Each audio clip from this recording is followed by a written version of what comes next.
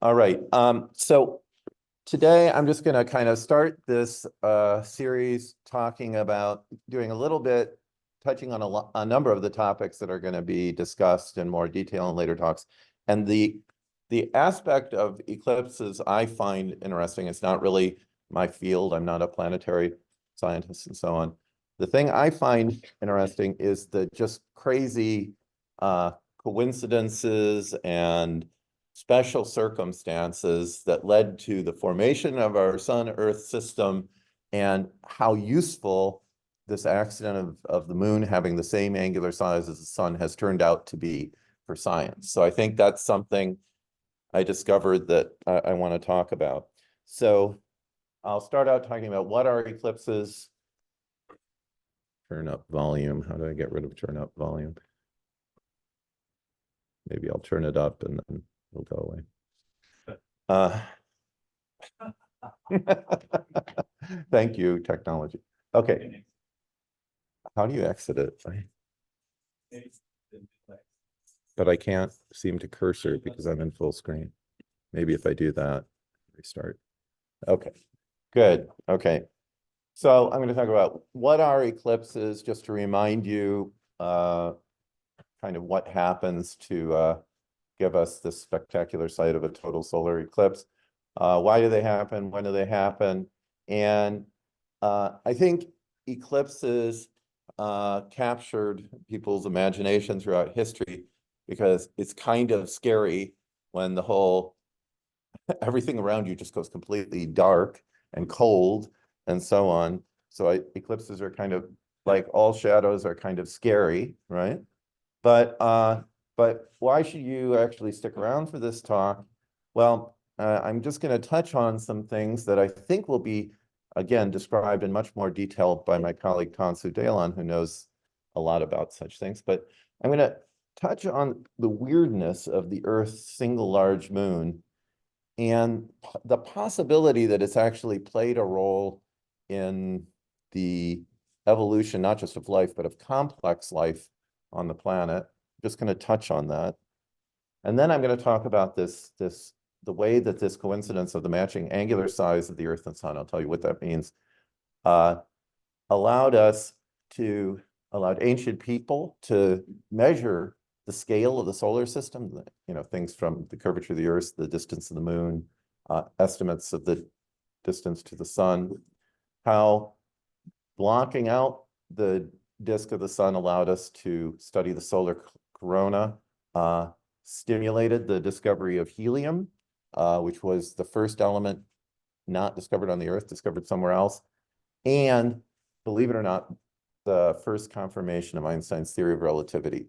Crazy, right? All somehow due to this crazy, lucky Sun-Earth system that we have with all of these coincidences. All right. So what are eclipses? When, where, and how do we see them? Well, I think a lot of you know this already, but it's good to remind you, a solar eclipse happens when somehow, and I'll talk about kind of a bit how and how often this happens, somehow the moon finds its way between part of the Earth and the sun. But you should also think of eclipses as shadows that are cast on the Earth. And you'll see that there's only a small area where there's a total eclipse, total darkness. That's called the umbra. And then there's an area where you can see a partial eclipse that's called the penumbra. So one of the things different about solar eclipses and lunar eclipses, in solar eclipses, you have to be in a special place at a special time. And again, it's good to think of eclipses also as shadows. This is a picture taken from space of the moon's shadow falling on the Earth. And it's just a very different way of looking at eclipses. It's not the way we usually think about them. But I think that really kind of is a demonstration of what's actually going on.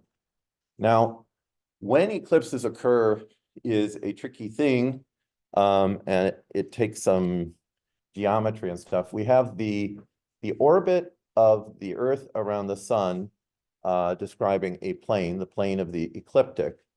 the orbit of the moon around the Earth is tilted by 5 degrees.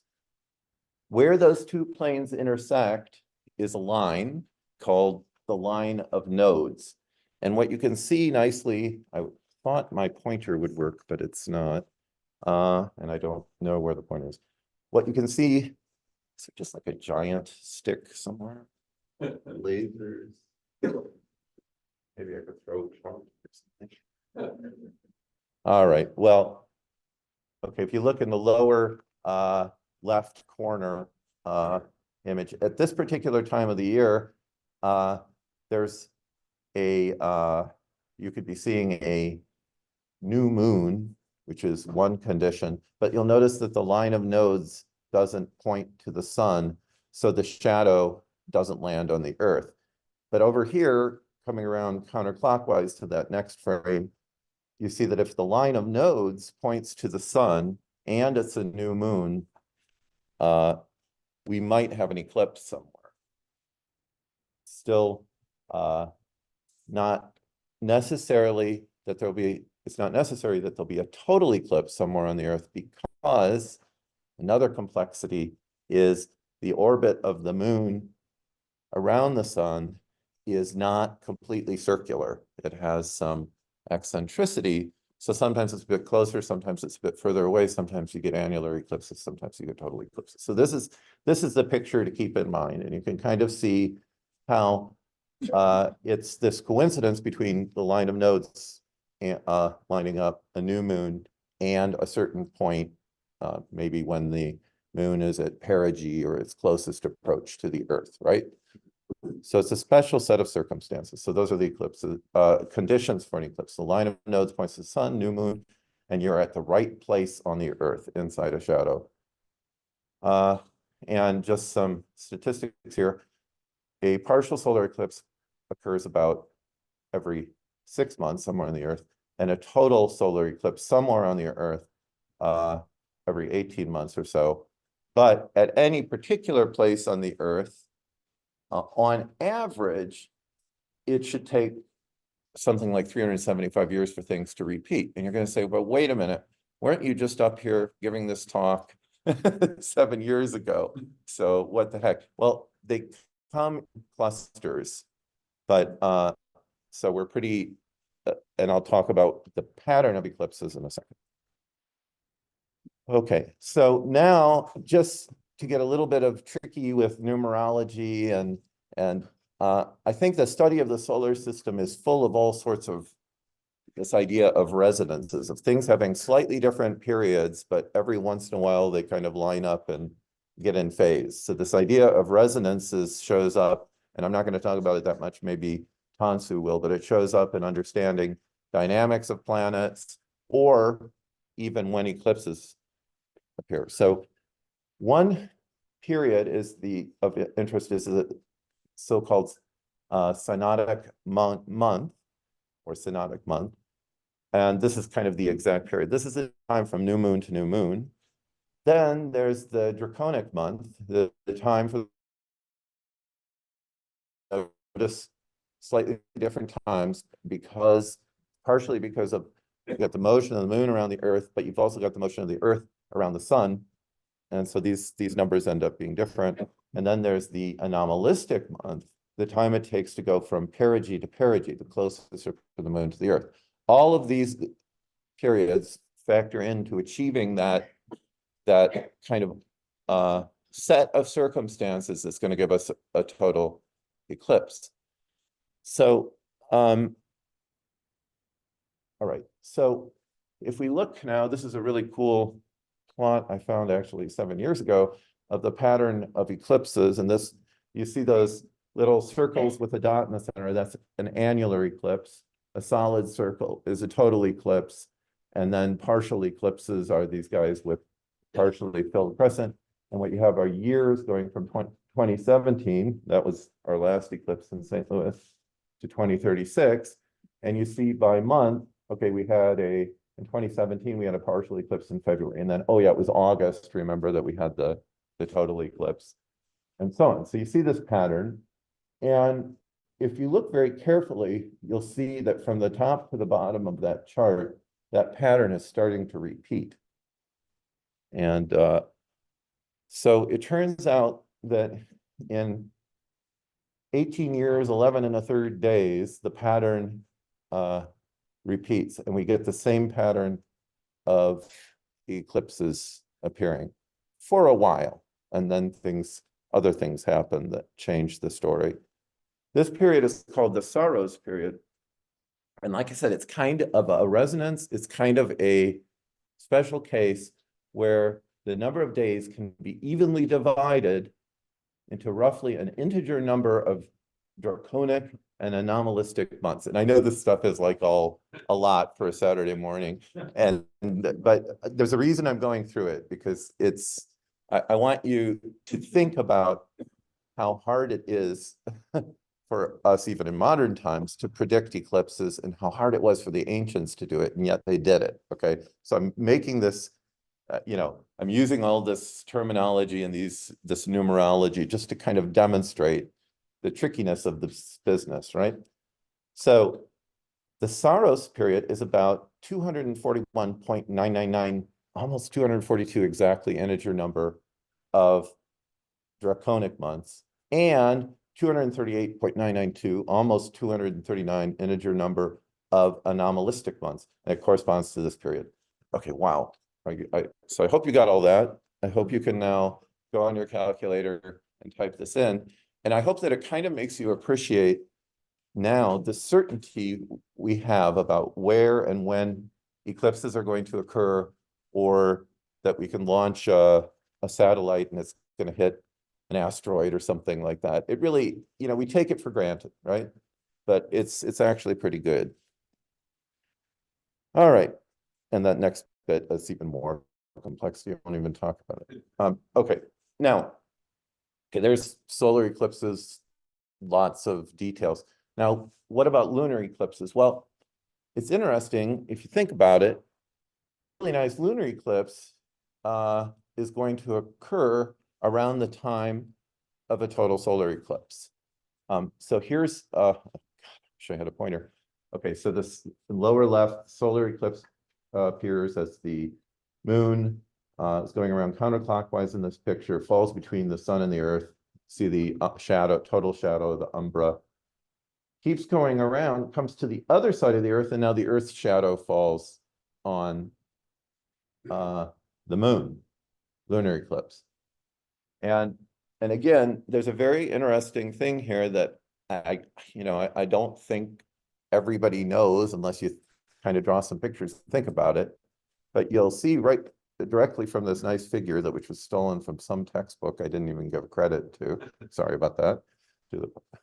But what we can see here is that total solar eclipse just happens on some little region or some band of regions on the Earth. But the lunar eclipse, you can see it from anywhere on the Earth. You can see the moon. You will see the lunar eclipse. You'll see that the moon is in the Earth's shadow. And I think that's, so has anybody noticed how they're like lunar eclipses all the time, and you're just like, I'm not going to get up at 3 in the morning and a big deal. But and this is part of the reason why. Okay, so there's another. These are all interesting facts you can share with your family and friends to impress them and annoy them. Okay, so last eclipse. So I'm going to lead into some slides that Manel prepared. So these are really the details for this coming eclipse. So if you don't want to stick around for all the rest of the talk, this is the nitty-gritty of how you have to prepare yourself for the next eclipse. And so how do you safely view the eclipse? How do you safely take pictures of the eclipse? Well, from personal experience, this is the only total eclipse I've ever seen, because I'm not willing to travel far around the world to see them. In August 21st, 2017, my family and I prepared for this. We found a nice spot just a little bit south of St. Louis, drove out, and with my niece, we took these pictures. So this isn't something from, just from a Google image search. This is actually a bunch of pictures we took. So how did we do that? Well, the trick is just to get a filter, the right filter in front of your camera and take a series of pictures. But as I'll say later, you have to be very careful. As my sister, who's a school teacher of fourth grade students, always tells her students, don't look at the sun, it'll melt your eyes and you'll die. That's what she tells them. So this is, you got to be careful. It'll melt your eyes and then you'll die. So, all right. So another way of, if you don't have a fancy digital SLR camera, and please don't look through the eyepiece of an actual old-fashioned SLR cameras, you can use a pinhole camera because the sun is bright, right? That's the problem, but it's also a nice thing because the sun is so bright, you don't even really need a lens to form an image. You can just have a little pinhole. And if you have a little pinhole and a very bright source, look at this. If you trace the rays from the bottom and the top of the candle, they just show up on the back of the box as an image. You get images from pinholes.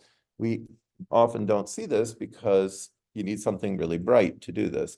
But you can actually construct pinhole cameras and with time exposures, take pictures. And for the photographers in the audience, the really cool thing is that screen on which that candle is projected could be at any distance. And so you have infinite depth of field for those photography buffs in the audience. And so if you look online, I didn't include any, you can find amazing pictures, crazy looking pictures taken with pinhole cameras because everything's in focus at all distances, which is kind of shocking. But another thing you can do to safely view the eclipse is just using the gaps between the leaves and the trees. You'll accidentally have a bunch of pinholes and you look on the ground and there'll be all these crescents and things like that. And here I'm being used as a screen for a pinhole camera. So this is a selfie and you'll see that little crescent on my right shoulder. You see that? That's actually an image formed by the trees of the sun on my shirt. It was hot that day too, so I look kind of overheated. All right. And then here, you can also use correctly designed glasses like these official glasses that Manuel got for us, and the sun is kindly distributed to most of you. Those glasses allow you to actually look directly at the sun, but you really still have to be careful. You don't want to look too long. They should meet this ISO standard.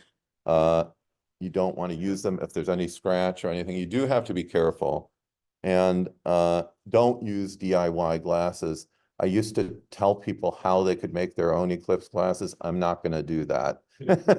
And I won't even tell you how whether or not we actually bought a filter for the SLR camera. I'm not going to tell you how I did that, but I'm an experimental physicist, so I don't like to spend money on things I can build myself. But don't do that. Don't do that. Okay. And don't use binoculars or telescopes. Okay. And then there's some other guidelines. Again, not to stare too long at the sun and so on. Okay, now so this is a little bit of how we do it without melting our eyes. Where and when. Okay, so this, again, Manuel prepared this nice slide here. This kind of shows the path of totality at its kind of closest approach to St. Louis. It doesn't go through St. Louis. And you can see in the inset here, kind of the times of totality and the duration of totality in various areas. So you can get a map like this online and you can see, okay, if you don't want to travel too far, where some of the closer places are to see the eclipse in totality. But you might think about the fact that there is weather, right? And cloud cover. So see somebody taking a picture of the screen. I'll let him finish it. All right. So here are some maps that Manuel put together, and I rather than trying to include URLs and stuff, I think you can just do a Google search probably and find these things. But you'll notice that the average cloud cover varies dramatically in different parts of the country. This really surprised me to think about it. Like, yeah, we can't predict we're going to have clouds on the day of the eclipse, but look at the cloud cover. So I, unfortunately, am going to my sister's farm in northern Ohio to view the eclipse, and look, that's getting up into the 80% cloud cover zone, which kind of fits with my childhood recollections of growing up in northern Ohio, that it's always covered with clouds.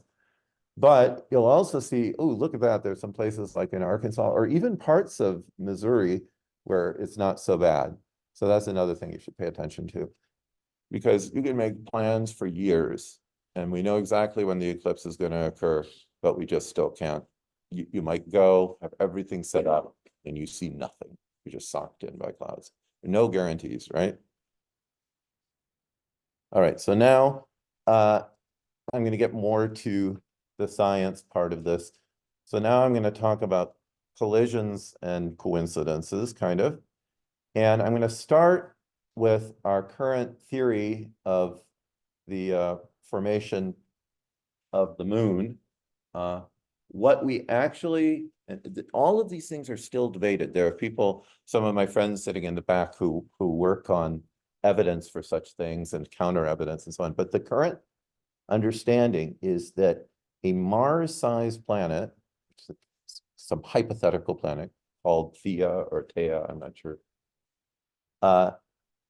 slams into the proto-Earth.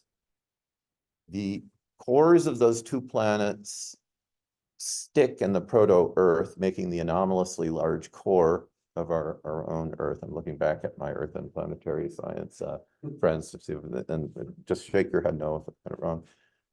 The outer parts get spewed out into kind of a mess of a disk that can reform and coalesce into a large moon. And people have in the this is a collaboration of the University of Durham and NASA Ames Lab have done these high resolution simulations with I think this Durham supercomputer to show that this is possible. But okay, it took a lot of special circumstances for this to happen. In fact, we really don't believe an inner planet with a single large moon is very common at all. But how do we determine that? We determine that by running lots of simulations, by doing, eventually by trying to see this in exoplanets and so on. All of these statements in science are, they're kind of hypotheses that are either substantiated or, I mean, we may change our point of view by the next eclipse. But some very special circumstances are required for this. So one of the circumstances, I was talking to my colleague Tansu Dalan, who's going to give one of the subsequent talks, and he's really an expert on this for also for other planetary systems, exoplanets. And he was saying to me, this probably took something like the following. You have a Mars-like planet in a Mars-like orbit. You still have some of the protoplanetary disk around, and Jupiter migrates in, and the effect of Jupiter, and I don't know if it's a resonance or exactly what it is, dislodges this Mars-like planet, puts it into a highly elliptical orbit, and then, if you look at a scale model of the solar system, these planets are small, and then by some miracle, you hit the Earth. By these computer simulations, you have to hit it just at the right angle, just, like it's quite possible to form a blob that just falls back in to the Earth. It's you say that you have to be outside of the Roche zone or something so you don't just reaccrete.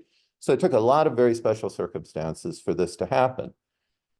So this is one example of a cosmic coincidence and a very fortuitous one, as we'll see. In fact, maybe without this coincidence, none of us would be sitting here. We'd never made it past the point of being little things still crawling around in the ocean or something like that. Because it may turn out that the oops. Oh, this is just in case the animation didn't work. Okay.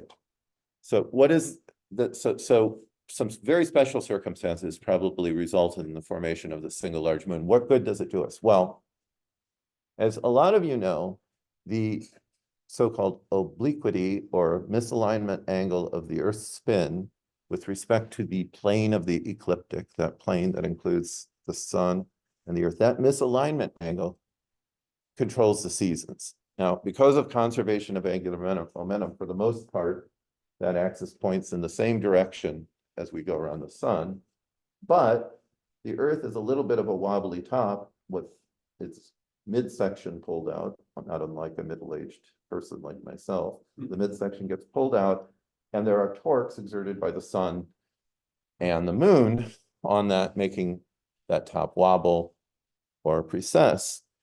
And while the details of this are really hard, and I think it actually, I don't think there's a simple explanation. I think you have to simulate it a little bit. But that large moon in this plane, this orbital plane, very close to the plane of the ecliptic, probably stabilizes the this obliquity of the Earth. This is a thought. It may not be right, but this is some people's thinking.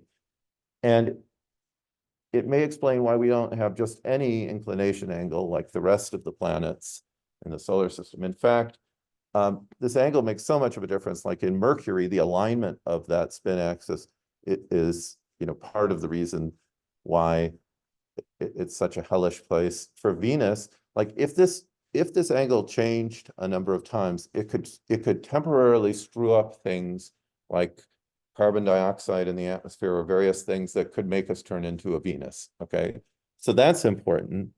But not only that, this is really great, our moon. So it turns out, again, by some coincidence, and I'm not going to do this because it's too much math, but if you plug in the numbers, the moon and the sun have about equal tidal effects on the Earth. And there's some cool stuff about that. But the tidal force of the moon on the Earth, it's like crunching the Earth kind of differently at different times, heating it up, and might play a big role in plate tectonics. Now, why are plate tectonics important? Sorry, this is kind of a small figure. They're important because of the following thing.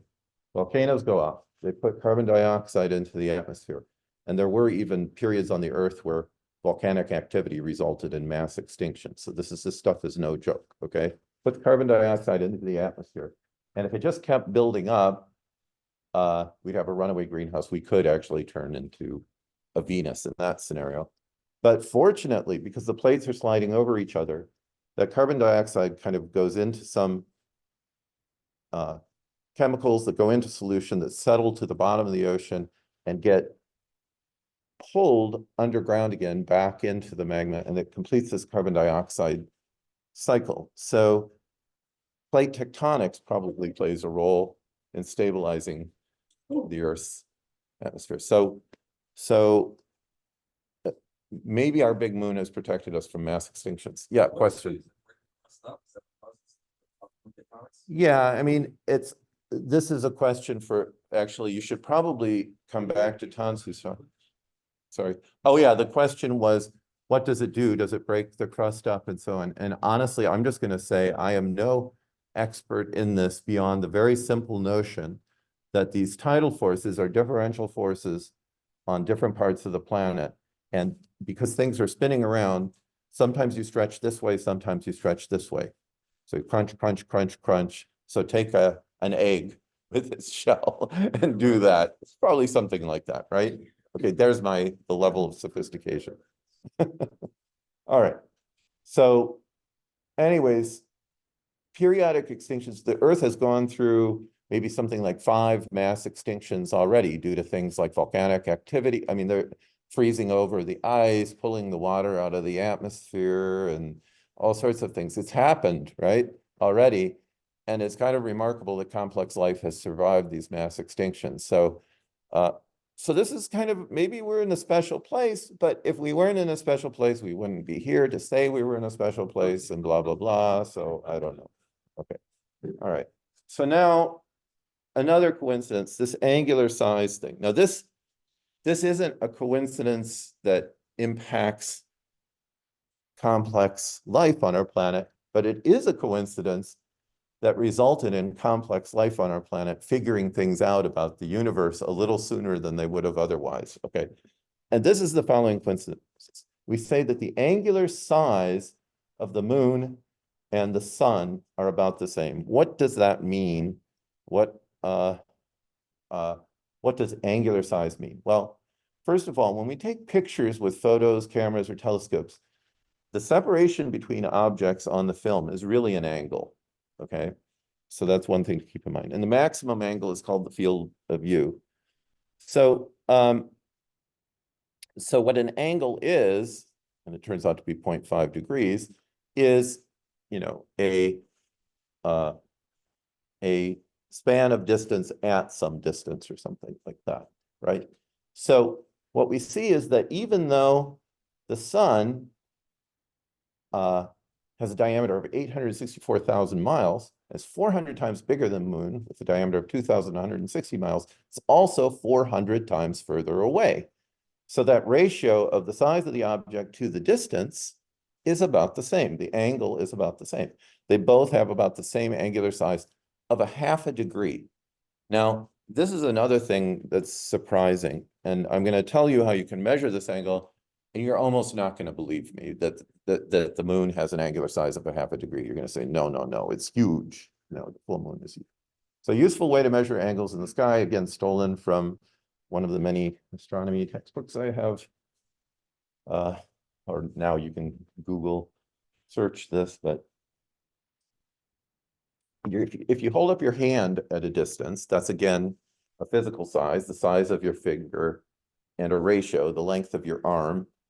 And unless people's proportions are vastly different, that gives you a good rule of thumb, no pun intended, that you can use, any person can use as long as they roughly are scale invariant or something in terms of their proportions. All right, so if you hold up your hand at some distance, the width of your hand is about 10 degrees.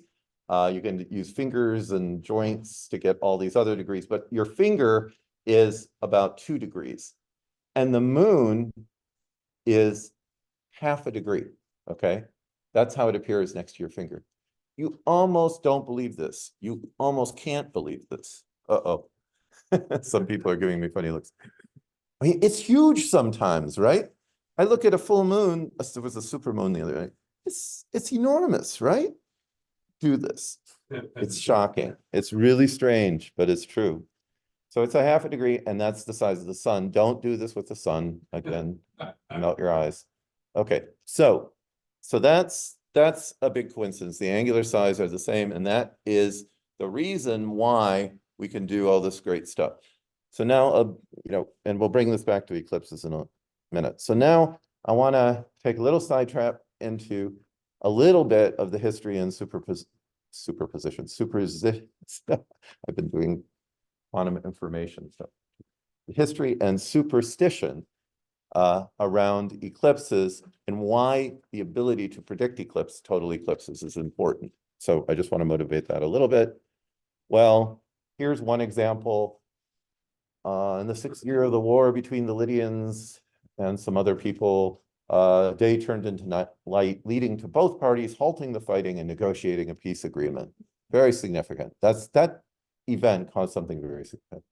And this is thought to correspond to a historical total eclipse that you can kind of work backwards and calculate from about 585 BC. So knowing when eclipses occur has a big impact. Now, there's some other great historical anecdotes that Manel's going to share in his talk, but this is another one I have to share because it leads to a joke. That's the most important thing. Okay, so Chinese astronomers, they did amazing things of keeping records, not only of eclipses, but other astronomical events like supernovae and so on. These historical records have proved to be really important for modern science. So the earliest recorded eclipse, 2037 BCE. And the ability to predict these eclipses was important to, according to some stories, to the the ruling emperor in different, I don't, this is very fishy history, but in mythology, you had to get your drums and arrows ready to frighten away this invisible force that was going to eat up the sun, right? So that was clearly important. And so the emperors would have astronomers, and in this myth, these two astronomers, Ho and Si, failed to predict an eclipse because they were spending too much time drinking and having a good time to do the calculations properly. I mean, this is, but fortunately, the sun did survive. Some drum beating went on probably. And the emperor, though nonetheless, even though the sun survived, wasn't pleased. And according to some legal precedent at the time, and I think this is based on some historical account, forbidding astronomers from, this is the actual precedent in this story, is that astronomers could not advance or delay the flow of time. I'm not quite sure how they did that, but they lost their heads. They had their heads chopped off. So very bad. So what is the rule here? The rule is don't drink and derive. And this is a recycled joke from 7 years ago, but it's refreshed a little bit. 7 years ago, actually, not learning from history, Schlafly released a beer called The Path of Totality, encouraging people to maybe drink and watch the eclipses. And I was happy to see that they've now released a variety pack, not just the Celestine lager, of throwing shade for, I guess, our partial eclipse in the area. Okay, so don't drink and derive, or do, I mean, but we don't have to derive. Somebody else does it for us. Okay, so now predicting eclipses was so important for all of these reasons that probably don't have a lot to do with science, that it drove some insane early advances in technology. And the most insane example of this is this so-called Antikythera mechanism. And this is just crazy. It's so crazy that I just found out, I've never watched the latest Indiana Jones movie, but I think it had something to do with the last Indiana Jones movie, a lot of mythology around it. But what I'm going to say now has nothing to do with that. This is absolutely for real. So this is the story, and I'll show you how it relates to eclipses. So this rusted artifact was found in 1901 outside of this Antikythera island. I don't know, it's somewhere between Crete and something else. It's some little guy by some sponge divers. They're using their traditional gear, the big copper helmets and stuff like that. And they're diving pretty deep to get to it. And they find a bunch of amazing artifacts, all sorts of statues and other things that people cared about. And they found this rusted chunk of stuff and some other rusted chunks. And it turns out that more pieces of this were found even by Jacques Cousteau, who I remember as a child. I'm sure a lot of you remember. Okay, so these pieces were a curiosity. The shipwreck was thought to be dated to about 70 BC. Then the carbon dated the wood, and that was like 200 and some BC, but it could have been sitting around a while before it was built, and so on. So they roughly knew that this whatever this mysterious chunk of stuff was, they could, and I think as early as the early 1900s, people saw that there were gears and things in this, but they really didn't know what it was. But thanks to modern X-ray imaging of these fragments, they've been able to see at least 30 gears with all sorts of complicated features. They found inscriptions on parts of the front panel and so on, and have been able to largely reconstruct a pretty credible model for what this thing was. And it turns out that this was an analog computer, a machine used to predict the positions of the planets and the time of eclipses. So here's a device made, something like 100 BC that was of a complexity that didn't exist for another 1400 years. And it almost certainly came from that period. So that technology of these gears is really old. In fact, here are some of the modern kind of reconstructions. So we think that, the moon position, for example, included things like acceleration and deceleration in the moon's elliptical orbit, perigee and apogee, through the first use of so-called epicyclic gearing. I mean, crazy. There's this thing called the Saros dial. Remember the Saros period? Remember these resonances of these different periods? You can kind of feel that gears could somehow do that, right? With different numbers of teeth and so on, right? This could be used to predict eclipses. Apparently, you know, according to the people who study this with precision, good to the time of day. These various glyphs and stuff could calculate up to 38 lunar and 27 solar eclipses. And it looks like the start date, this only works for a period of time, right? So in terms of dating this thing, the start date of the gearing was something like the new moon on the 28th of April, 205 BC. You know, I mean, this is just crazy. So what we see here is that technology came about because of our desire to understand things like eclipses, right? So that's a cool example of this. Now, there's also the Lego orrery, which is in my office across the hall. This was built some 2,200 years later. It's called the Buckley mechanism, named after myself. It took me a long time to figure this out. And it gives much less precise information than this Antikythera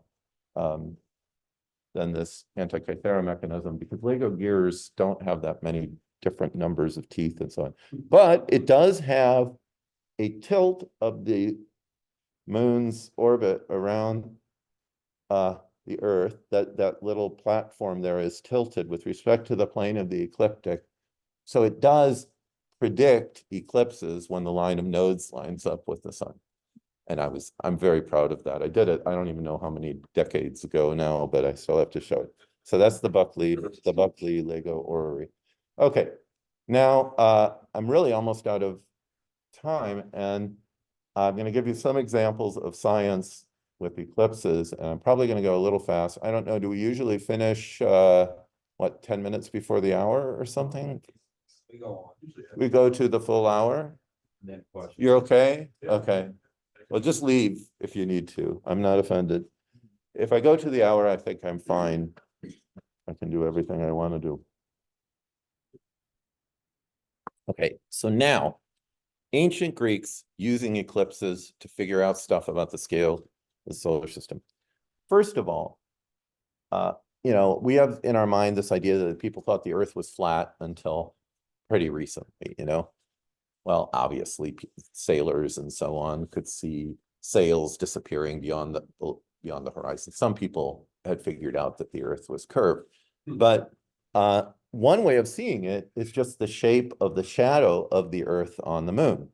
You can actually see the curvature, and you can very roughly estimate the relative size of the Earth to the moon, assuming the sun is very far away or something, which there are other wonderful examples of how people figured that out. But okay, so you know the relative size, but I don't include this. People also knew the size of the Earth. They knew I mean, this is back to Aristarchus of Samos and all of these ancient guys, hundreds of years BC, you know, even before kind of what we think of as some of the modern of the classical Greek philosophers.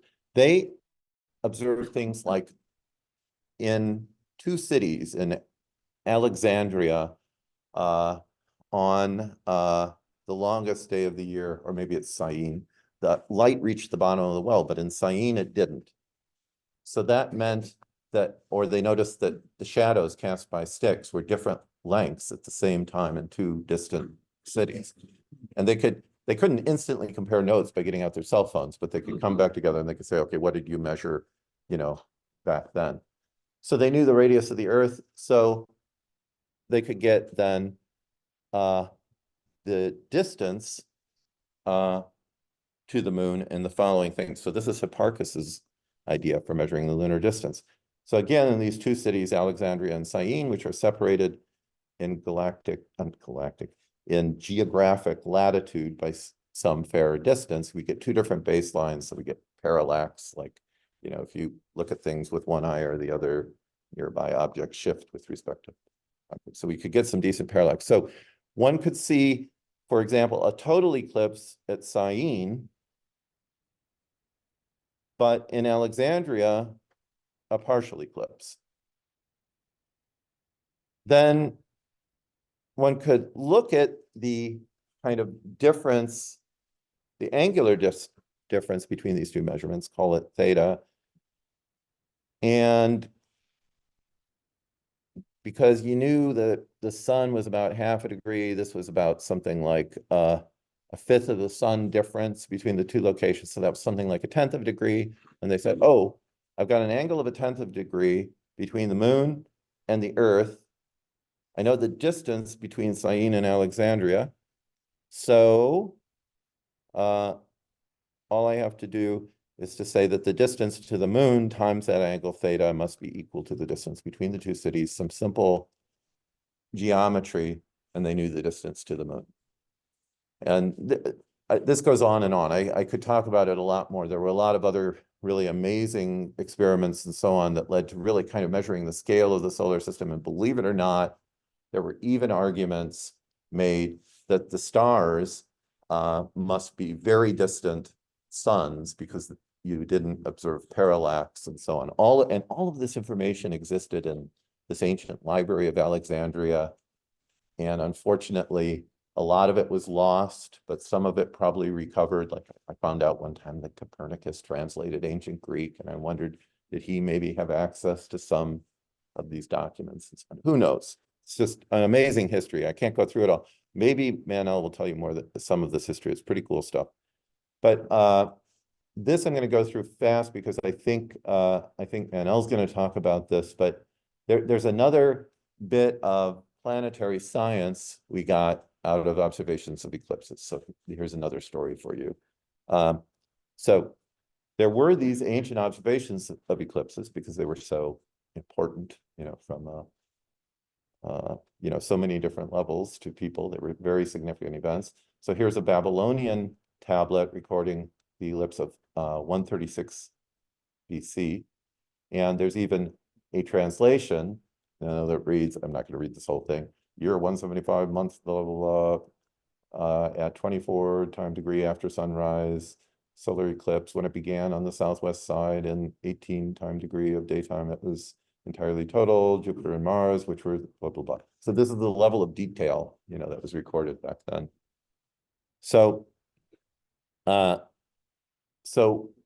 this year was expressed relative to 312 BC. It wasn't obviously your current idea of AD BC because you're still BC. So, and you could get the equivalent Julian date and of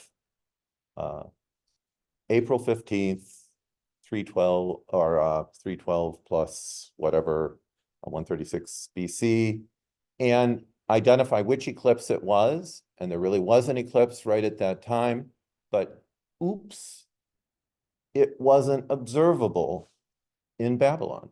It was way off on some other part of the Earth, the path of totality. So what did they get wrong? How did that happen? Well, that can happen if the spin of the Earth is not constant and the Earth is actually slowing down. In fact, you can put together all sorts of evidence of the Earth's rotation as a function of year and see that there's this nice pattern of slowing of the Earth's spin. In fact, we go back to very ancient time to fossil records and stuff. There were certainly 400 days in the year from coral growth and stuff like that. So the Earth's spin is slowing down. And what's doing it?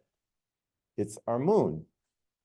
The moon stretches out the Earth. It makes this tidal bulge, but the Earth is rotating. So that tidal bulge gets a little bit ahead of the direction to the moon. So oops, the moon pulls back on that tidal bulge and it slows the spin of the Earth. Angular momentum is conserved, if you remember had any physics classes. So that angular momentum goes somewhere. It goes to the moon. And what does it do? It starts pushing the moon out. So we are rejecting our nice big moon. We're throwing it out, and the Earth is spinning down. Crazy. Fall from eclipses.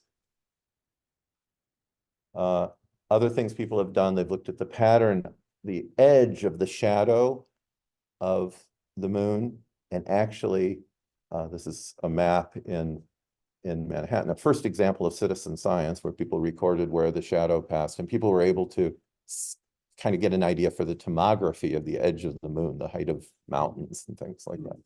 Citizen science. So pretty cool. And of course, a biggie is that because we just exactly block out the bright part of the moon during a total eclipse, during totality, we can see this outer atmosphere of the sun, the solar corona. We can also see these little Bailey beads along the perimeter, which are telling us something about the surface of the moon when the sun breaks through. And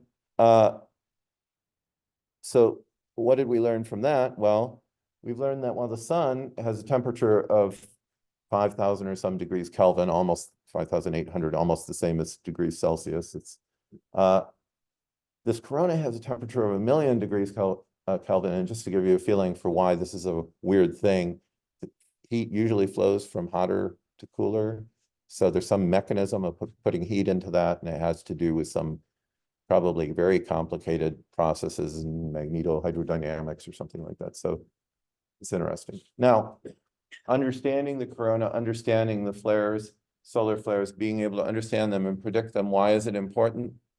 Because anytime now there could be a giant solar flare, which causes electromagnetic disruptions in the atmosphere that wipes out our entire power grid, and we have no power. That can actually happen, okay? Totally scary. So my message here is science is real, and it does matter.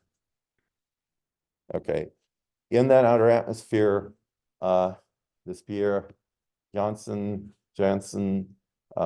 trained his new spectroscope on this outer part of the atmosphere and the prominences during the eclipse. He and others, Lockyer, continued to look, made measurements of these prominences, and they discovered a bright yellow spectral line that didn't belong to any element they had seen in burning stuff on a Bunsen burner and looking in the lab. And it turned out to be this new unknown element named after the sun, called helium. And helium actually was first seen on the Earth around areas of uranium ore. And this is something I always like to tell people. Helium has another name, which are the nucleus of helium is called an alpha particle. All the helium that fills children's balloons is basically radiation, radioactive decay of uranium. So if you're just afraid of all forms of radiation, please don't buy any more helium balloons. Helium is in short supply. So you got to think about these things a little bit. And final example, and I'm almost done with my talk. And I'm just going to give this very quickly. Einstein came up with this little theory called general relativity, and due to all sorts of, kind of thought experiments, figured out that because the inertial mass and the gravitational mass were the same, something more intrinsic for this, and he came up with this idea that mass curves space-time. And if mass curves space-time, then light still wants to follow the shortest path in that curved space-time, which isn't a naively straight line. So I don't know if any of you have flown to Europe and you can't understand why you just made this weird arc over Greenland or something like that. That's the shortest path. It's just you're not in flat space, you're on the surface of curved space. So this is the same kind of thing. So what that means is, okay, in principle, the sun, one of the most massive objects we have lying around at our disposal, could bend starlight from a star kind of just barely beyond the limb of the sun by a barely measurable angle. But unfortunately, the sun is really bright. It's really hard to see background stars. So, so Einstein predicts this, that there's going to be this angle. This is 1.75 arc seconds. An arc second is a 60th of an arc minute, which is a 60th of a degree. And a degree is, that half of, the angle of my finger. This is a really small angle, right?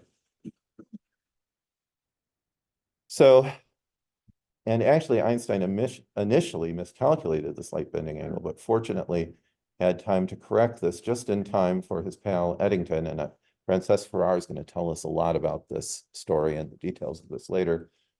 Eddington to observe during an eclipse, to take some photographic plates and somehow measure this tiny angle. And that leads to this very famous quote when asked by his assistant what his and verify the prediction of general relativity. Amazing feat. Okay. And then Einstein's asked, what if the general relativity had not been confirmed by Eddington and Dyson in 1919? And Einstein famously made the quip, then I would feel sorry for the dear Lord. The theory is correct anyway. So this is an important demonstration of the arrogance of theorists. So, okay. So now my conclusions. There was a cosmic coincidence that the sun and the moon have almost exactly the same angular size, and it led to a bunch of discovery, even confirmation of general relativity. Crazy. Having our one nice large moon probably required some just so circumstances that maybe aren't that common in other planetary systems.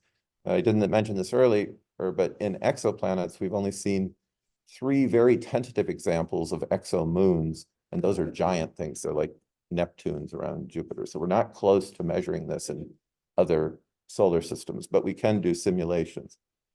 But it probably takes just so circumstances, and yet maybe it played a role in making the Earth's seasons and environment stable enough to limit the number of mass extinctions and allow complex life to form. Pretty cool. May be wrong. And it, so eclipses allowed us to measure the scale of the solar system well before the advent of any astronomical instruments, certainly not telescopes or even transits or other things. It spurred the development of new technologies, mechanical computers, to predict eclipses. Studies of the outer atmosphere were made possible by total eclipses, and the discovery of helium was even motivated by this, and even tests of general relativity. And I just want to remind you that in the upcoming series, you're going to get more information about the historical impact of eclipses, Manel's talks, observations of, that shouldn't be transients, that should be transits in exoplanets. That's Tansu Dalan's talk, which should be fascinating. I just talked to him yesterday about some stuff, and he blew me away. I think this is going to be a fantastic talk. And Francesc is going to talk about more about the story of how these observations helped us to understand relativity. Okay, so that's it for my talk. I'm sorry I went a little bit long.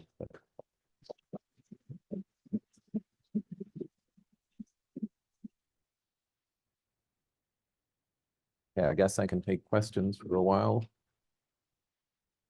Yes, sir. The point about the geographical shift of the Babylonian observation, and then you segued into the slowing of the Earth's spin. Right. Did that mean that they actually did see it, and we are now predicting that it should have been somewhere else? Yeah, no, they really did see it. It's really consistent with the slowing of the spin of the Earth. But I did some further reading, and in all of these measurements, there's a lot of noise. I just talked about plate tectonics and stuff. There's also stuff differentially moving around on the Earth and so on. But if you do this over and over again with lots of different cases, you get scatter about a trend. And it basically plug it into your computer with that spin down, and you get the right place and the right time. So yeah, that answers. Yes. with the angular size changing as the moon pulls farther and farther away, how long, what are the Oh. predictions to when we won't see Oh, total solar eclipses anymore? you know, Manel, I think in about 100 million years, we won't. And It then- might be sooner, but yeah, I think in 100 million years, we definitely, we will see annular solar eclipses, but no longer. 100 million, you say? Yeah. so that's kind of sad. So see the eclipses now while you still can. Question. Yes. Remember the graph of the cycles of the eclipses, it's not essentially space calendars. How far in time was this Oh. established? Was it known from the ancient, was this pattern recurring, or that was more recent? No, I think ancient, so you kind of, I don't know exactly what's known. Oh, yeah. So, should get my microphone a little closer, actually. So the question was this idea of this repeating pattern of eclipses, was that actually known to the ancients as well, I think, more or less. And I think the Antikythera mechanism says it had to be because they had indicated this Saros period, or they were calculating it. I think they must have known that. So I think even in ancient times, even more ancient records must have existed because, again, you remember significant events, right? So That normal period of eating. right. It tends to be a little bit more. Well, 18 more years, yeah. It's something happens in months, basically. But and they'd also have to be talking, right? 1,000 years older. Well, not 1,000 years, but the 18-year or whatever, that period is credible, right? Because that also now the positions of those eclipses does keep shifting. So you also have to be comparing notes with people in other parts of the world, which is probably a tricky thing for ancient people. So to what extent could they communicate those things to each other? That's like these stories of Alexandria and Syene, that always makes me think, how do they get together and compare notes? And there's a lot of probably very interesting, kind of archaeology or studies of ancient people in history that would feed into that. And it'd be very interesting to know more about it, but I just don't. So I have a question. Yes. So with this Mars-like planet here, there's a theory, and the Russians have gone around the backside of the moon, and the density of the moon is different on the dark side.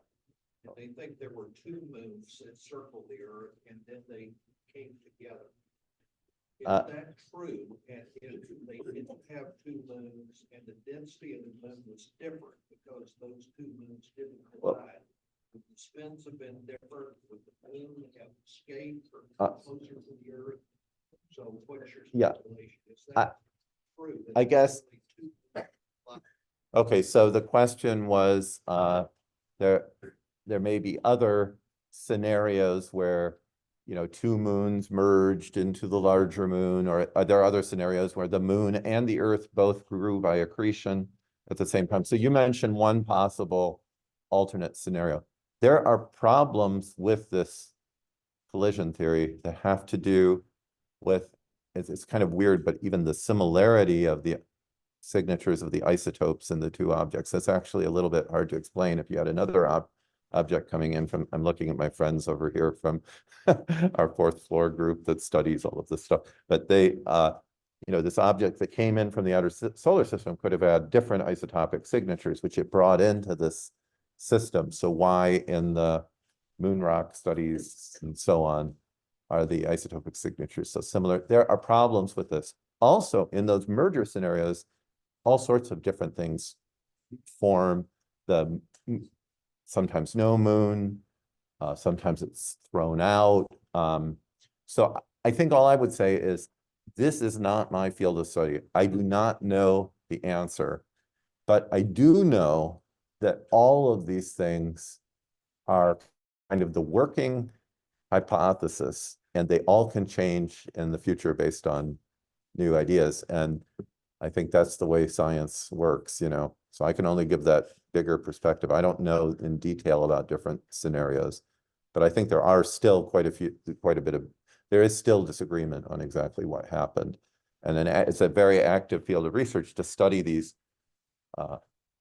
isotopic anomalies and other things. People are still in our physics department actively trying to sort out a lot of these questions. So it's work in progress, I think. Other questions? Yes, in the back.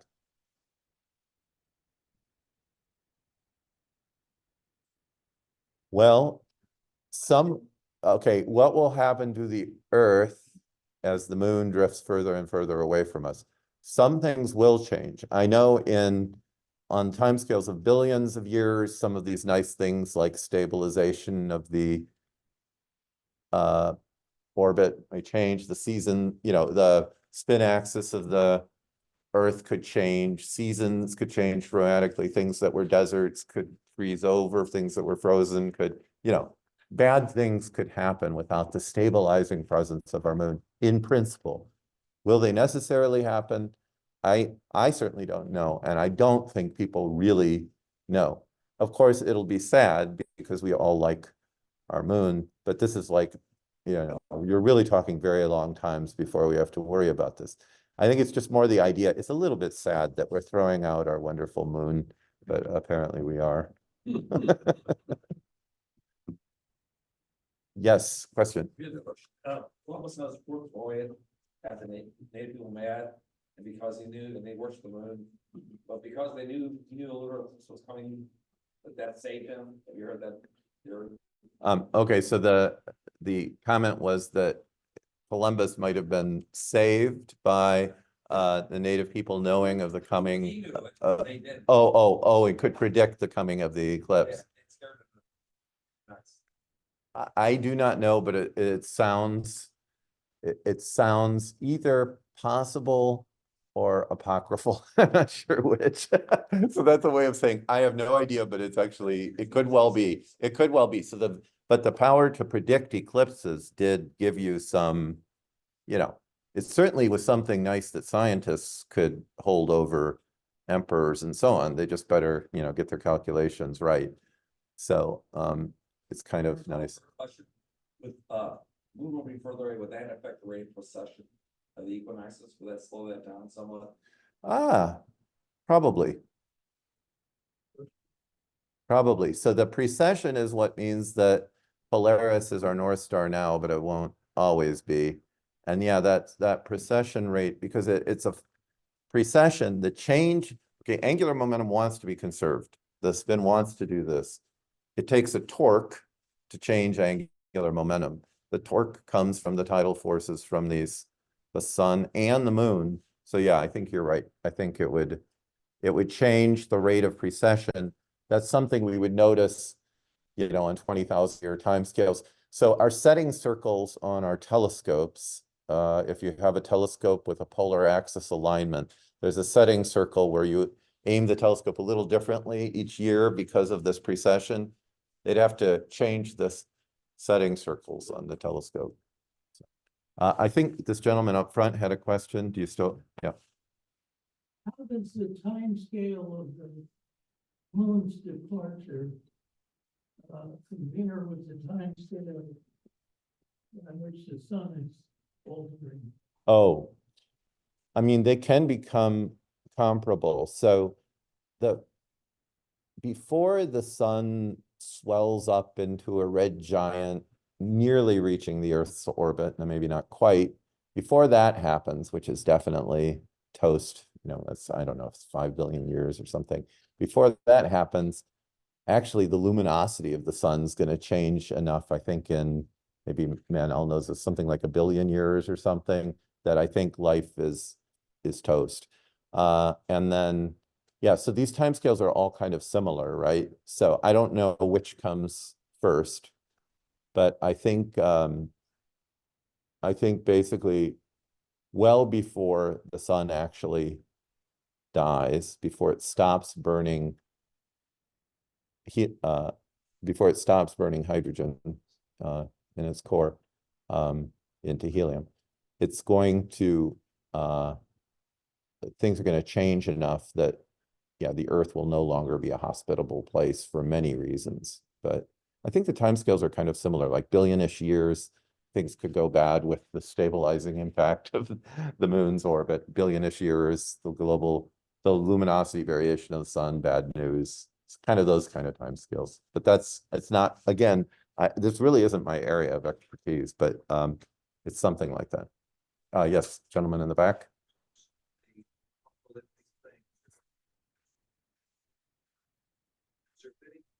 there any consideration if orbit or spin out of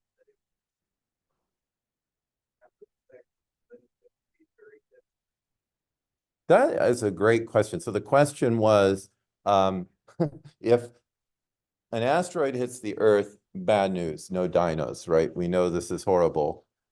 If the asteroid hits our moon, what impact does it have on the Earth?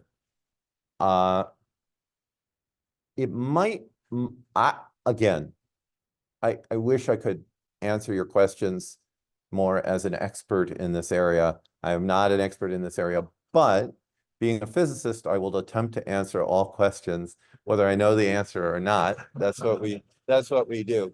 So what I'm going to say is it would take a Hela asteroid to do enough to the orbit of the moon to really have any serious impact from a gravitational standpoint on the Earth, much bigger than the thing that killed the dinos. So I'm going to say that would probably be an uncommon event.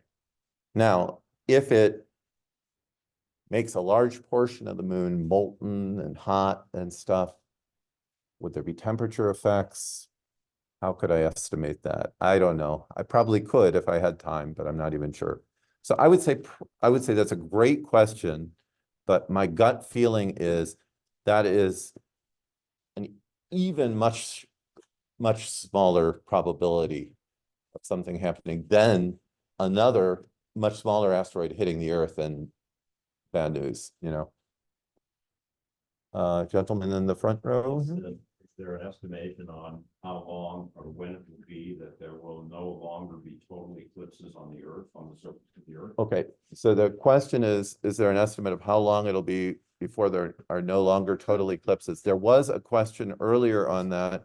I deferred that to Manel and so I think 100 million-ish, 100 million-ish, yeah. Right, that's a good question though. I guess I could take a couple more questions. I don't know how long do these things usually go on? 11:30. You think 11:30? If people need to leave, it's fine. I don't care. Okay, go ahead. Question. Finding a moon launch during eclipse in terms of contract with the sun providing Okay. and maybe making Oh, capturing Oh. Okay. So I've got to think of a way to make this work. Could a moon launch, and I'm going to change it a little bit. Could a moon launch so that you were on the surface of the moon, viewing the Earth during a total eclipse? Could you do anything with that? And I'm trying to think. So you're seeing the shadow on the Earth. Maybe you could learn something about human behavior and the lights that they turn on or off during an eclipse. That's my best imagination on that. I don't know. But it would be fun to do it, I think. Any other questions? People getting tired? Yes, waiting. Oh, one more up front. Mhm. Who might be, Oh, get your glasses too on the way out if you didn't. Okay, sorry. who might be one of your favorite ancient calculators, discoverers? Aristarchus of Samos. Why? Lots of reasons, but in terms of not only the roles he played in some of this, you know, understanding the scale of the solar system and so on. I believe he's the one that wrote that he thought that the stars were distant suns. And he did it based on a principle that modern physicists use. It's something called like a fine-tuning argument or something. And it's like, I don't think I have time to go through it now, but it's beautiful. So read up about Aristarchus of Samos. He was the guy. Spell Oh, I don't know. Aristarchus, I think. Okay, thank you. Close enough to Google it. You'll find it. If you put in the Samos part and Google it, you will find Aristarchus of Samos. No, he's a pretty cool guy. Like to meet him. All right. All right, I think we have one more question and that's it. The last question. So what's the question? So as the moon gets farther and farther away, Mhm. would you expect that to decrease the amount of, you know, earthquakes, volcanic events, et cetera, that we have on Earth? So, I think so let's see, as the moon, so repeating the question, as the moon gets further away, could it decrease activity, geological activity, volcanism, so on the Earth? I think, yes, I think it definitely could.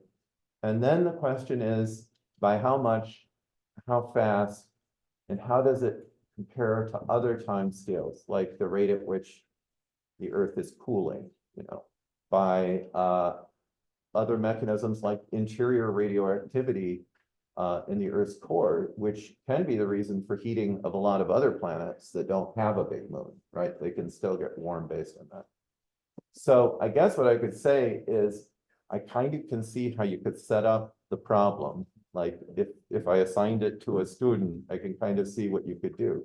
You could estimate these forces, how you did work, or we put power into the system from tidal crunching, how much total heat that is.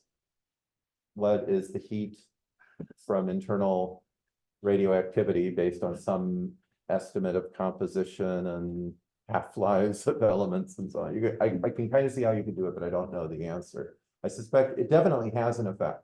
It's just how big and how big it is compared to other effects. You know, that would be the interesting question to address, I think.